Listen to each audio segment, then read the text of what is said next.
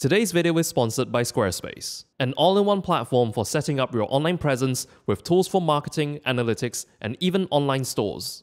Everybody loves some good bokeh. Now, yes, sometimes too much bokeh can be a bad thing, but today we're here to talk about how to maximize bokeh when you want it. And to do so, it's important to understand what depth of field is, because bokeh is basically just shallow depth of field. To visualize what depth of field is, I like to imagine it this way.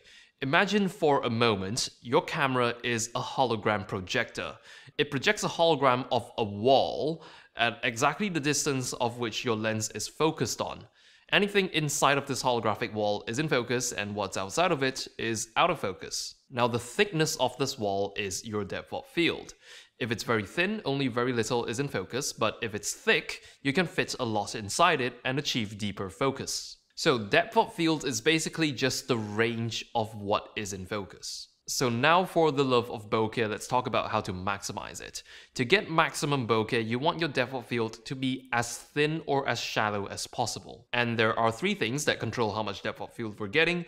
The first of which is the one that we are all most familiar with, aperture size. It's also probably one of the first things we explore when we first got into photography. A small f number like f1.2 means a large opening of the aperture diaphragm, and a large number like f22 means a small opening. Shooting with a lens that has a bright and large maximum aperture will give you a very shallow depth of field, lots of bokeh. As you stop it down by increasing the f number, you're also increasing the depth of field, meaning less bokeh, more things in focus. So if you want maximum bokeh, shoot using the brightest aperture setting available on the lens, meaning the smallest f number. Now, what if the smallest f number on your lens isn't all that small at all? For example, if you're shooting on a kit lens and the furthest you can push it is something like f3.5. Not to worry, remember that there are two more things that you can use to control your depth of field, although it will be harder if you do not have a lens with a very large maximum aperture, but here's the next thing you can use to compensate for that, and that's focal length. For those of you who might not be familiar with the term, focal length is basically how many millimeters your lens is. It's usually marked out on the barrel of your lens.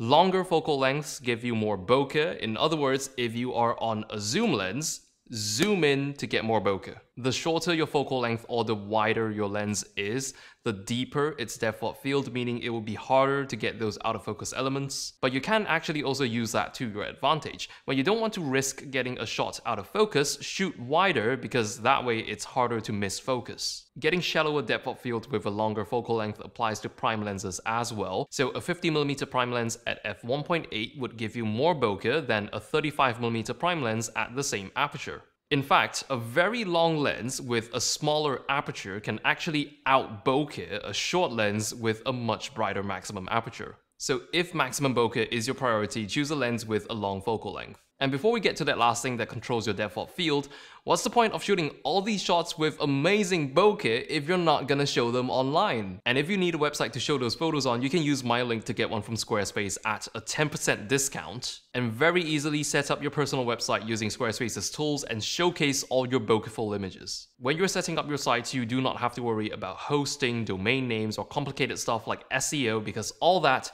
gets taken care of when you use Squarespace. They've got a very user-friendly website builder that gets you professional-looking results quite easily, and they even have e-commerce tools. So beyond just portfolios, you can actually use Squarespace to set up your online store and sell stuff on your website. Check out squarespace.com for a free trial, and when you are ready to launch, go to squarespace.com/zproductions to get 10% off your first purchase of a website or domain. Now, say you don't have a lens that quite fits the bill for our first two factors that you can use to maximize your depth of field.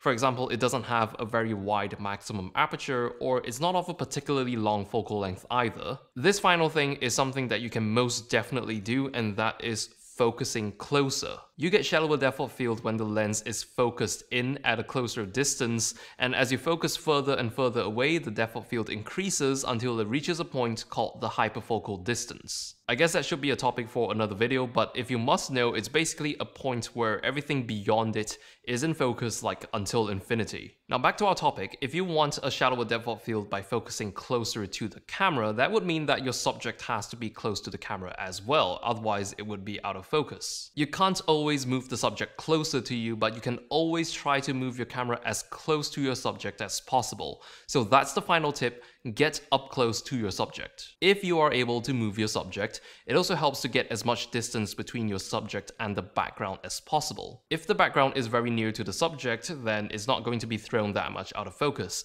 Simply by moving your subject away from the background, even if you are maintaining the same distance between your camera and your subject, that's going to give your image more depth and throw that background further out of focus. So those are the three main things that control depth of field: aperture value, focal length, and focusing distance. Now let's see what happens when we do all three of those things. This lens here is known as the Eye of Sauron. It's got a very wide maximum aperture of f1.8 and it's got a focal length of 200 millimeters, which is quite long.